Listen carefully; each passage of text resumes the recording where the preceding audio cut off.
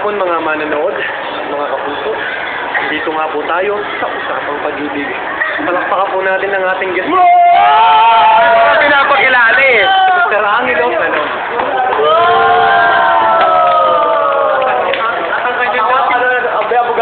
Natangkay niya ang pag-ibig na si Luis Magno. At ang dalawang abogado ni Angelo, si Imba. Samahan ng talakayan ngayong tanghali. Dapat yun si Angelo. Ako muna may tatanong sa'yo, Luis. Ano bang nasa isip mo dati, nung mga panahon na iniibig ka ni Angelo, ngunit ang iniisip mo ay may iba pang mas karapat dapat sa kanya? Naguguluhan ako. Guguluhan ka. Bali, Huwag mo ako ikaman. guguluhan na din ako. Walang kwenta. No, yung malis na si Luis. Walang kwentang interview to. Madam Rocha, ano pong kainat na ng dalawang nagmamahalan na to?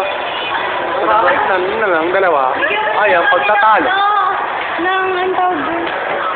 Uy, tingin-tingin kay Luis. Baby. Oh, baby daw tawagan nyo, no? Hindi kisi mo lang. Baby. Oy, baby, oh.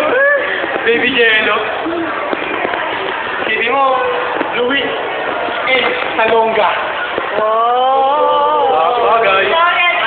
Madam Rocha, pwede ba magtanong? Ano po ang magiging itsura ng anak nila if ever magkaanak po sila dalawa? Magiging itsura ng anak nila ay putangin niya. Hindi ko na may iwasan na kuya gusto mo.